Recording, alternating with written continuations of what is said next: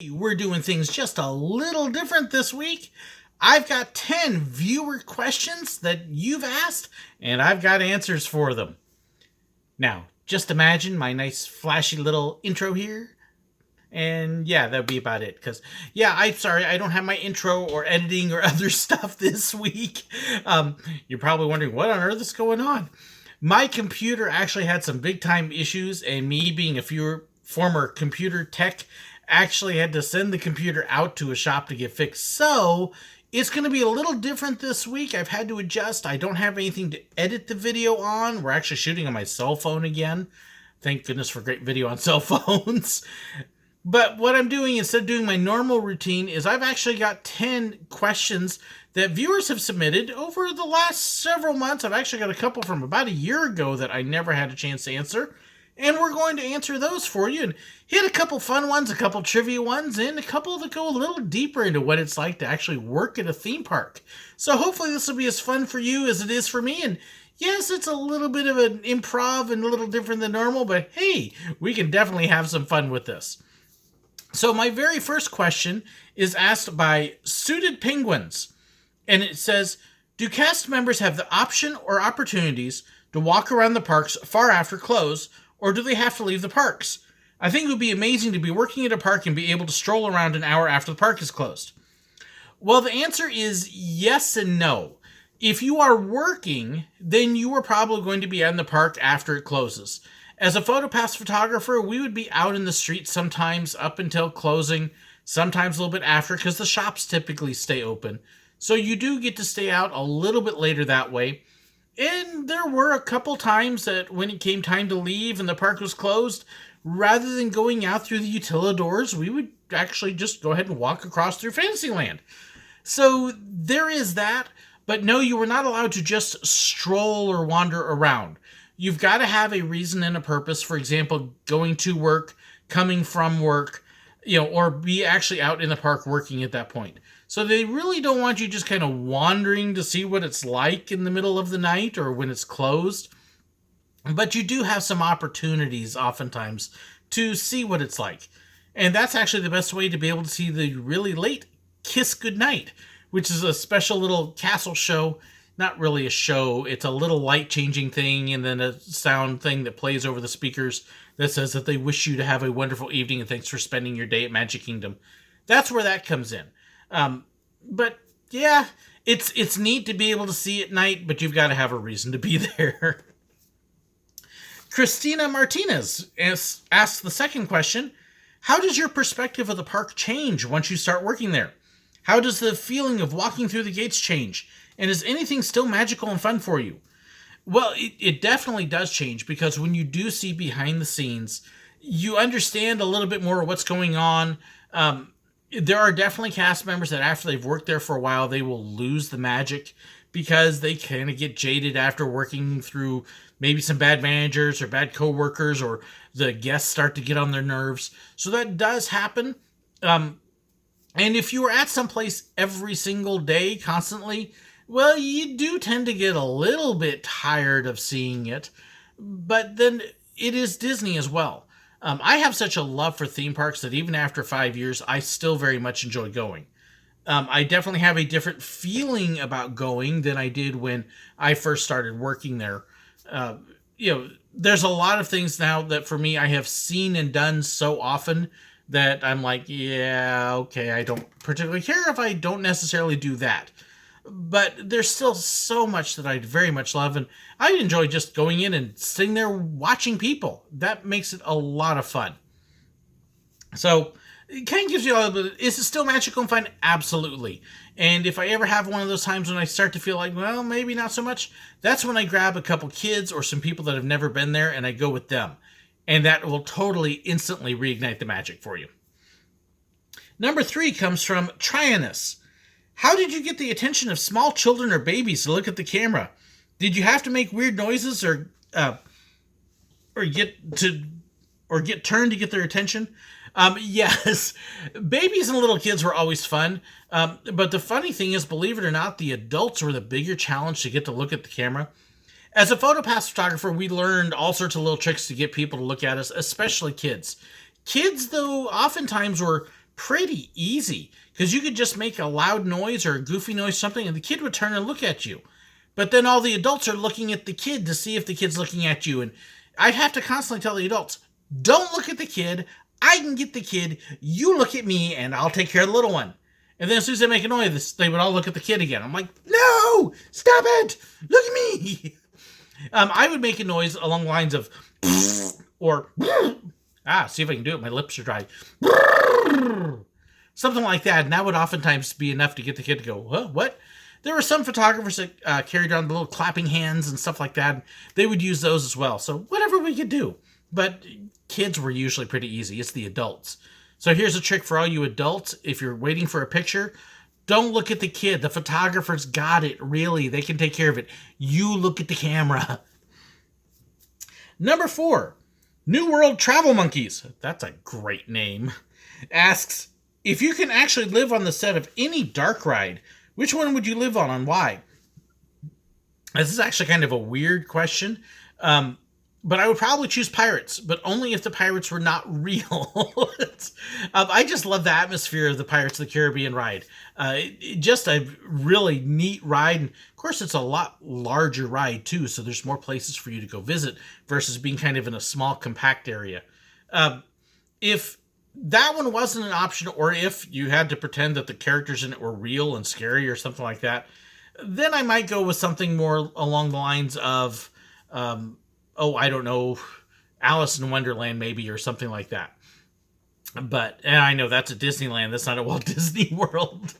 Something like that. I enjoy kind of the carefree, fun ones, though, even though I know Pirates really isn't that way. But that might be it. You know what? Actually, thinking about it, Frozen, the new Frozen ride would probably work for me. That one would be a fun one. So, okay. And I'm not even a huge Frozen fan.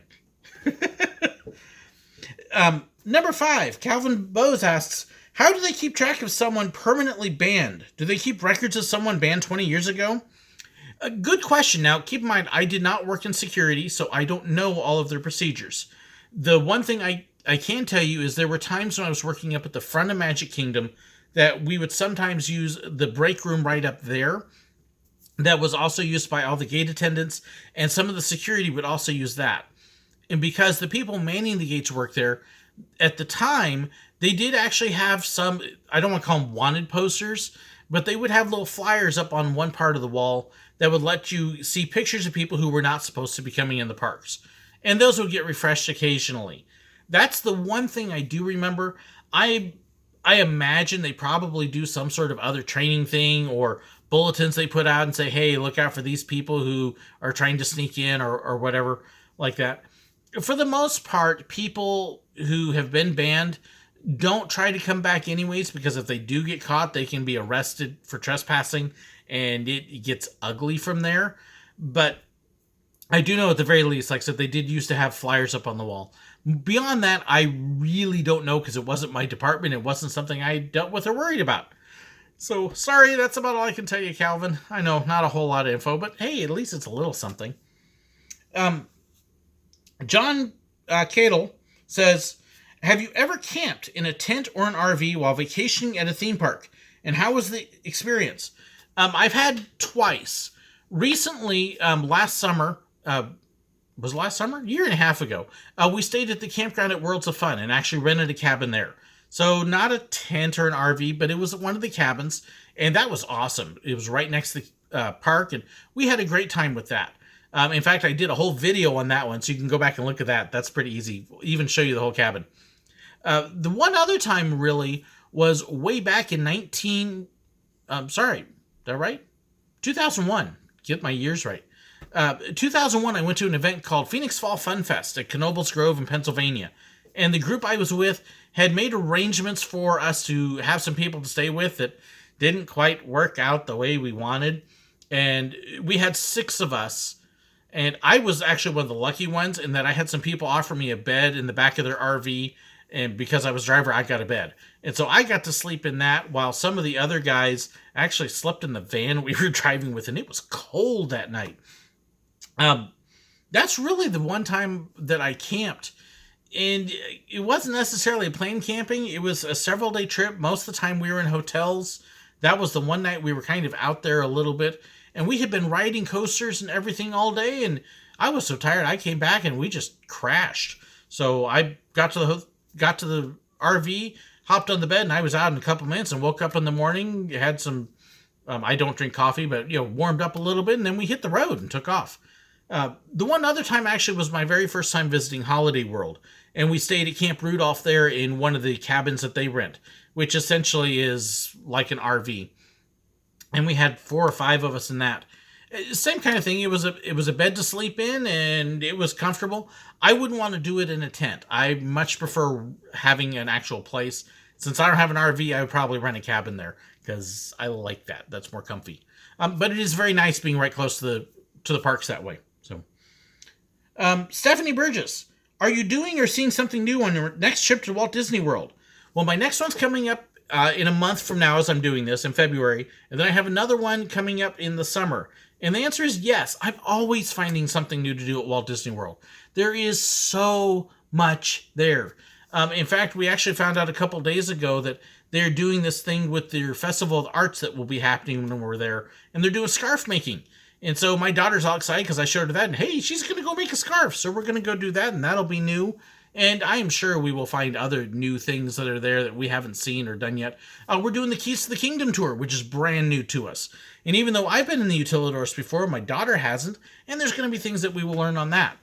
So yes, always something new. Always. Number 8.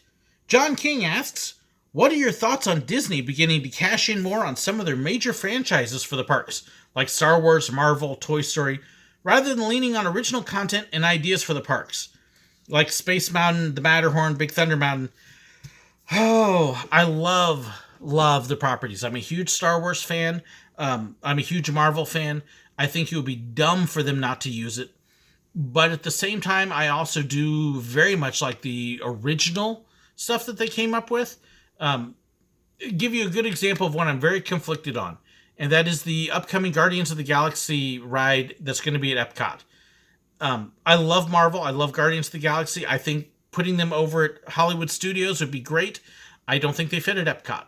I think right now the whole Future World area of Epcot is just lost and has forgotten what it is, and I don't know that the people running Disney right now are revitalizing it in a way that fits Future World's theme. I'm disturbed by that. Mission Space, of course, is original. Test Track, well, they don't have the original version of that anymore, but so they do still have some original properties that they're building at some of the parks. But yes, they're definitely going to cash in on their huge cash cows, which Marvel and Frozen and Star Wars definitely are. And that only makes sense. But I hope that they do. I would like to see a little bit more of the originality. Guardians of the Galaxy to me is a disappointment just because of what it is, where it is. It's probably going to be an awesome, incredible, fantastic ride.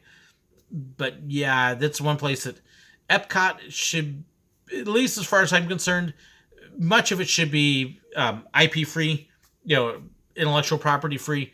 With the other things, I like having the Disney characters there. If it's something that fits it, fine, but don't put it there just for the sake of putting it there. I know, short answer on that one for you, but it's one of those things that, for me, it shouldn't be an either or, it should be a yes and both. So, all of the above. Give us everything. Disney has so much intellectual power, so many properties, so many great characters, so many fantastic worlds. I like to see all of it there. I really would. I'm very much looking forward to the new Star Wars Galaxy's Edge. And I think it'd be stupid for them not to do that. Huge property, it'd be dumb. So, overdue in that regard.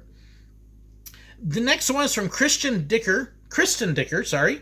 And there's actually 2 parts to this, so I'm counting it as one question in 2 parts. So, if you could work at any theme park in the country that you've never worked at, which one would it be and why? Probably Disneyland. Haven't worked at that one, and like I said, the theme park junkie, I love Disney. I loved working at Disney. I do not want to work at Six Flags. I don't want to work at any of the Cedar Fair parks. Don't have interest in those.